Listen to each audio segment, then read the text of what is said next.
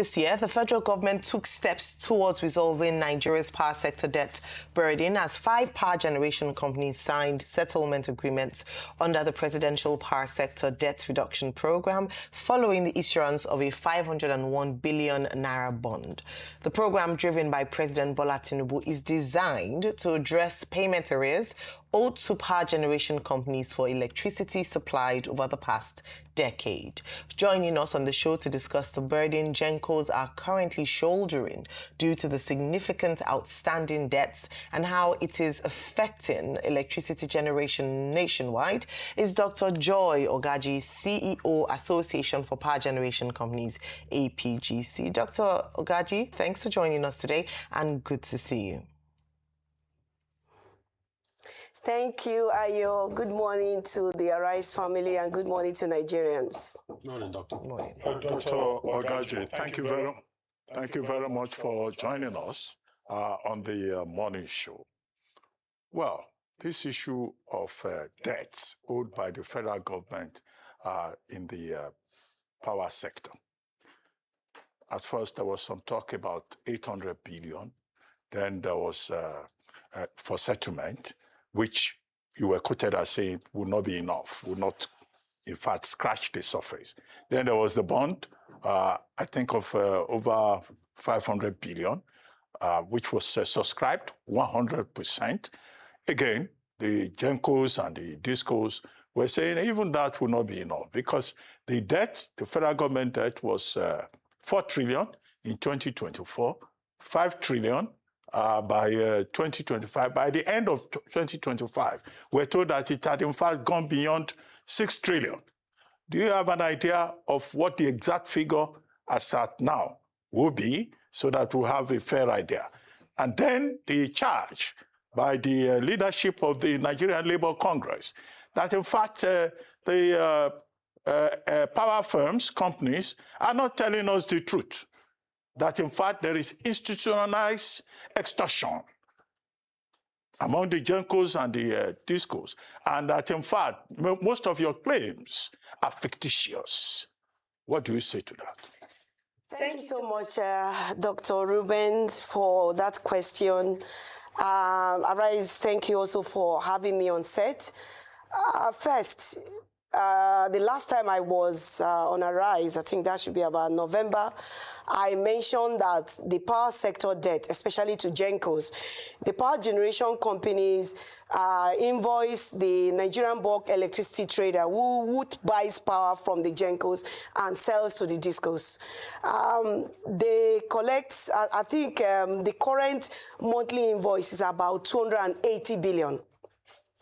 Out of the 280 billion, 200 billion is unpaid, as the payment is just about 35%, sometimes 35, sometimes below that. So I'm just putting it at 35% of 280 billion, about 280 billion. So if you calculate that, and as confirmed by the regulator, we have a monthly shortfall of 200 billion every month. So if you calculate from 2024, at 2024 December, it was 4 trillion. So if you calculate 200 billion times 12, you know the figure for 2025. And now we are currently in February. So currently is above 6 trillion. We're looking at about 6.6 trillion by the end of this month. So that is the figure. On the issue of what the president of the NLC said, on behalf of the generation companies, issued a very firm press release. I think today the papers have all carried it. Clearly, sometimes in a bid to become popular, we speak out of tune. I believe that the president has been in the power sector, though he never worked in the power sector, for the records. So him making such spurious claims, I can forgive him for that, because ignorance can cause anybody to say anything they want to say. You're saying that Labour President Joe Ajaero is an ignorant man. Just to put it. Yes, he's ignorant of how the power debts accumulated. As I've clearly stated, out of a 280 billion monthly invoice, and what is being paid is 35%. And this bill I'm talking about has accumulated from 2015. From 2015 to 2024, it became 4 trillion. And from 2014 to this month, it has increased to 6.5 trillion. Now, you mentioned about 800 billion. 800 billion was a promissory note the government was planning to use to solve the power crisis.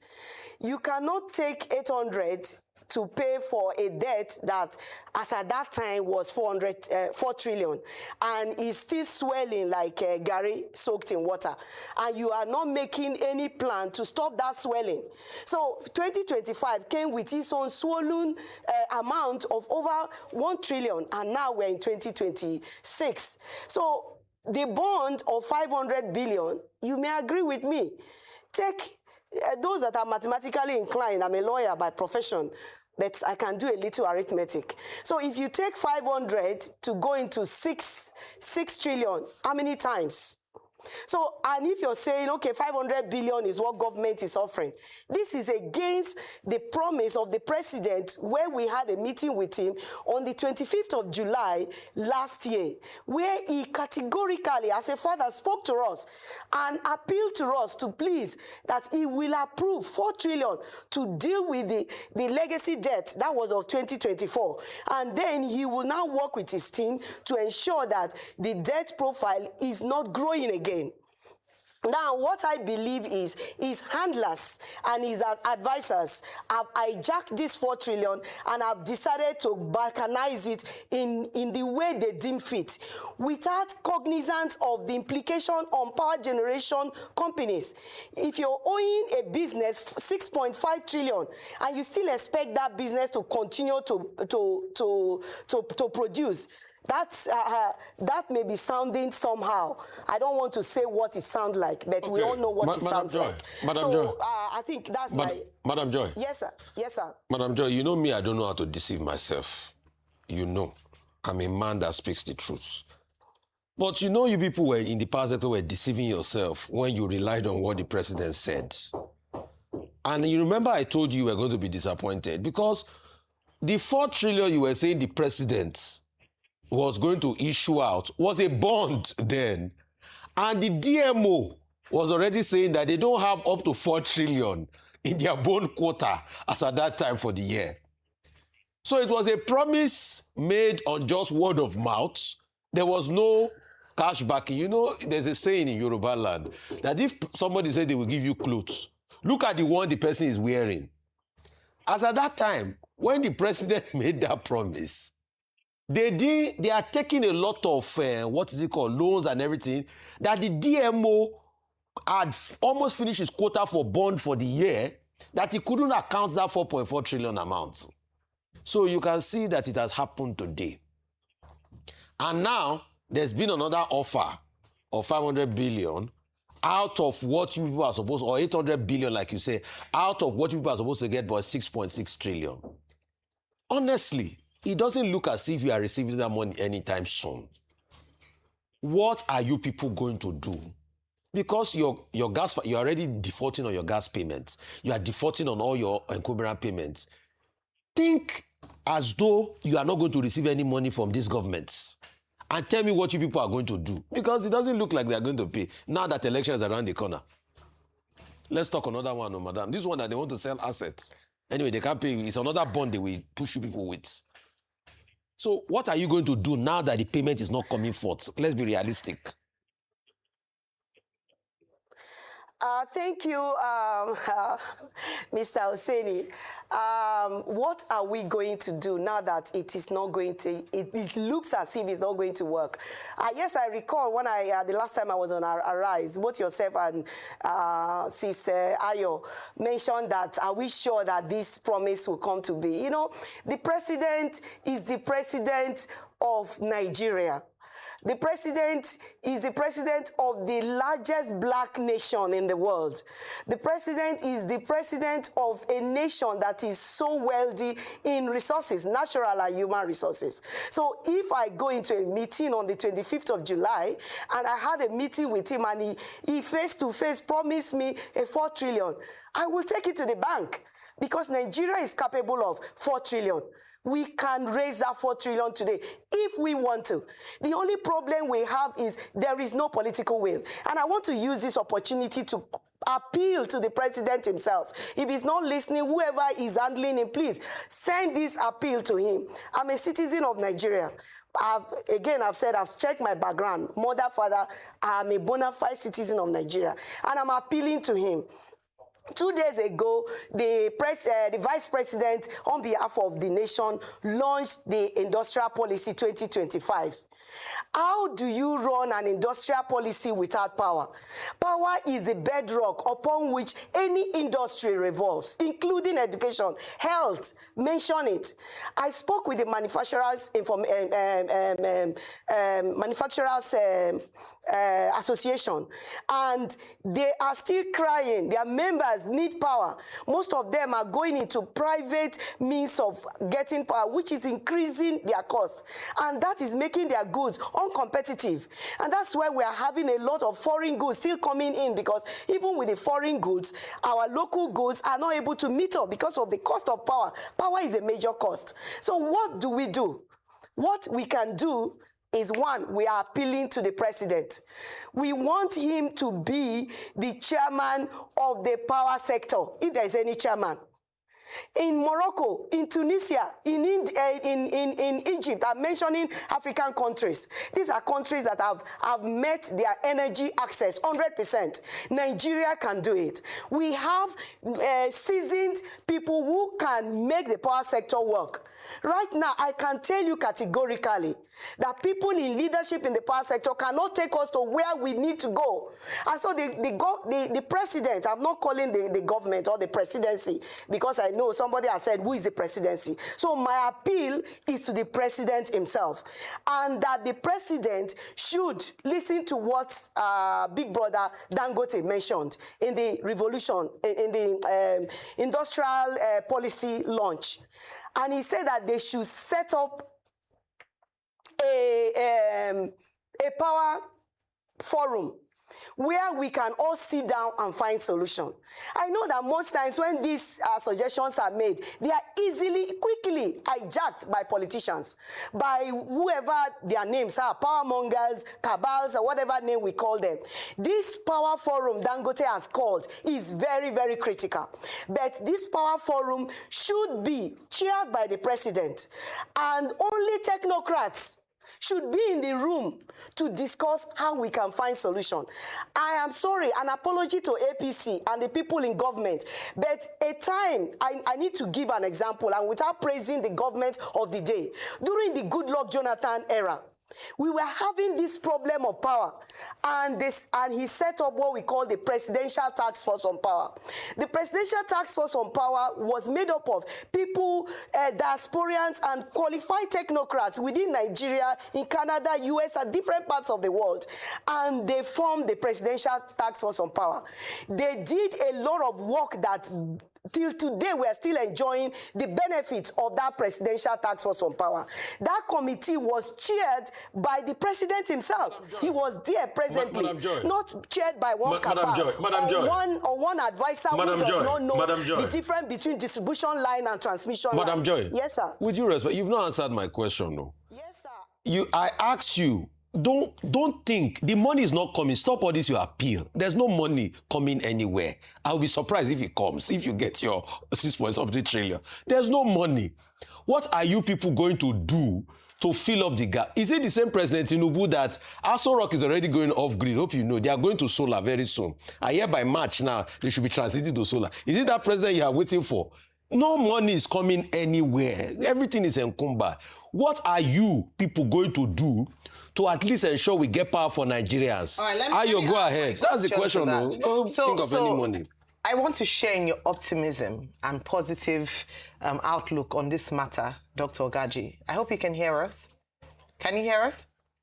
I think she's trying to sort out her Yes, headset. Dr. Ogaji, you can. Okay, excellent.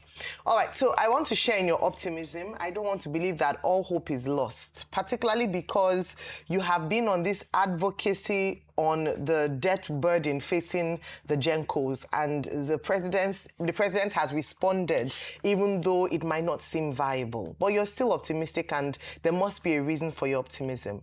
So I want to believe that would happen. Now, you have made a case for the importance of this happening. Number one, even investor confidence. We've talked about the power sector. If there's any incentive for the election cycle, the president himself campaigned on provision of power in the last elections, and he had even said that he was betting his next, next election on power provision. So let's hope that based on that, your argument will hold and they will do something about it. But I want you to also touch on a statement that was released, by association around extending the proposal for payment of power subsidy payment plan for beyond the 3 years. Currently it stands at from 2026 to 2028, and bringing the subnationals as part of the responsibility era so that money is deducted from FAC. Can you make an argument for that? I want it to work, Dr. Ogaji, and the fact that you keep coming and speaking about it means that you believe that there's a possibility. Even if you reach for the skies, if you reach for the sky, you can get to the stars. So something will drop. So share with us, even that point around extending that payment plan beyond 3 years as provided by the MTF. Thank you so much, Ayo. I sent a statement through Punch, I think a week ago, when the news came out that the MTF has come up with a payment plan where every year 1.2 trillion will be released to embed to pay the generation companies for 2026, 2027, and 2028. Now, just as my brother Oseni has said, the promise of the 4 trillion is looking as if it's not going to work.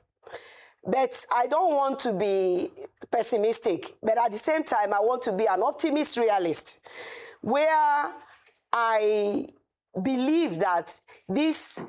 Yeah, please go ahead. Just continue, yes. Okay, so sorry, yes. So as I was saying, so the 3.6 trillion that will be deducted from FAC for the 3 years is a welcome idea if it is going to work, if it's not going to be hijacked, if the state governors will agree, because this is not only a federal decision. The states are in a federating unit. The states are independent too of a federal decision. So if the state governments are happy with that decision, then we are happy that that money should be released to us, because at least that will go a long way in the 200 billion that will be piling every year for this year, for next year, and for 2028. Although I'd requested that a more realistic and comprehensive plan should be put in place such that we are not coming back to the table after 2028, still talking of the swelling debt every month. 200 billion is a lot. It kills investors' confidence. Even current investors cannot plan. Our auditors are on our head. Are you sure this money on your books will still be paid? We say yes. Federal government has promised they are going to pay. We are having a lot of lenders on our case. You must have seen in the papers how First Bank is threatening Egbe. Egbe is one of the biggest single power plants in Nigeria with installed capacity of 1,320. And so they have been threatened. If Egbe, that size, is threatened, then other Gencos are on the verge of collapse. So we are appealing to the government. We believe that solar is one of the energy mix.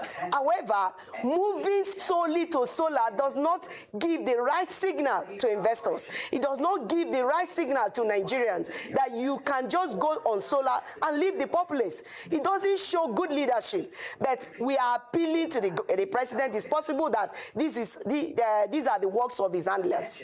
All right. Thank you so much, Dr. Joy Ogaji. I believe that Gencos deserve pity, not castigation, ridicule, or condemnation. I think that's from the statement you issued. You have our pity.